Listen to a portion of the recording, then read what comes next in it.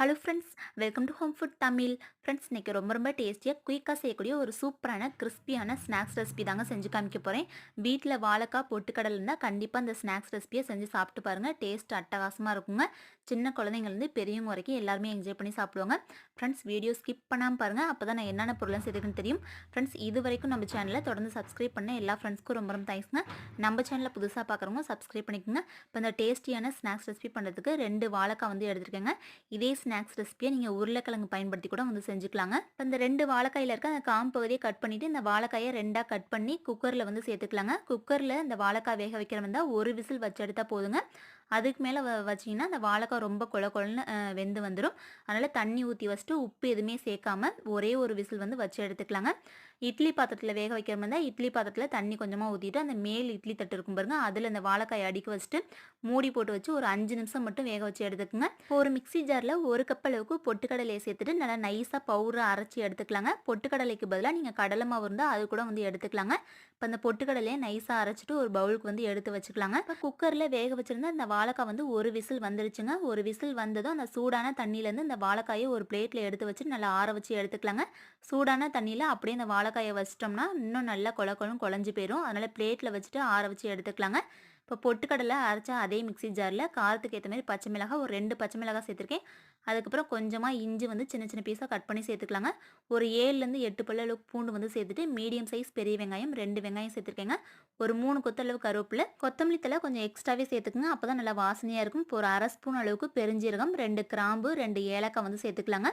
1 spoon அளவுக்கு தனி மிளகாய்த்தூள் அப்படி குழம்பு மிளகாய்த்தூள் வந்து சேர்த்துக்கலாங்க. நான் இன்னைக்கு குழம்பு மிளகாய்த்தூள் தான் சேர்த்துருக்கேன். கொஞ்சமாக பெருங்காயத்தூள் சேர்த்துட்டு ஒரு 1/2 கப் அளவுக்கு தேங்காய் துருவல் சேர்த்துக்கலாங்க. அதுக்கப்புறம் தேவையான அளவுக்கு கல்லுப்பு வந்து சேர்த்துக்கலாங்க. ரொம்ப அதிகமாக சேர்க்க வேணாம்.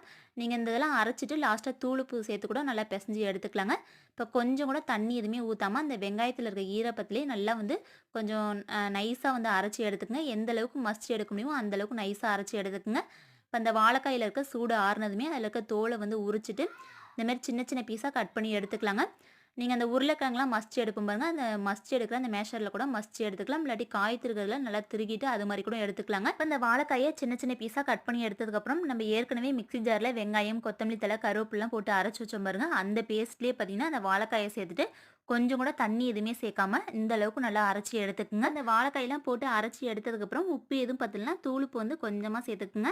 இப்போ அந்த அரைச்சி வச்ச அந்த பேஸ்ட் எல்லாத்தையும் ஒரு பவுலுக்கு வந்து மாற்றிக்கலாங்க. இப்போ இந்த ஸ்நாக்ஸ் ரெசிபி பண்ணுறதுக்கு நம்ம வாழைக்காய் வந்து மிக்சி ஜாரில் போட்டு அரைச்சி ரெடி பண்ணதுனால அந்த வாழைக்காய் வந்து பிசு பிசுன்னு அப்படியே கையில் வந்து ஒட்டுற மாதிரி இருக்கும். அதனால் பொட்டுக்கடலை மாவு அரைச்சி வச்சோம் பாருங்க, அந்த பொட்டுக்கடலை மாவை நல்லா கொஞ்சம் கொஞ்சமாக சேர்த்துட்டு நல்லா பிசைஞ்சு எடுத்துக்கலாங்க. ஒரு சப்பாத்தி மாவு பக்குவத்து நல்லா பிசைஞ்சு எடுத்துக்குங்க. ரொம்பவும் ஹார்டாக பிசையக்கூடாது, ரொம்பவும் தளத்தளன்னு தண்ணி பதமாக பிசைச்சோம்னா நிறைய அந்த ஸ்நாக்ஸ் வந்து எண்ணெய் குடிக்கிற மாதிரி இருக்கும்.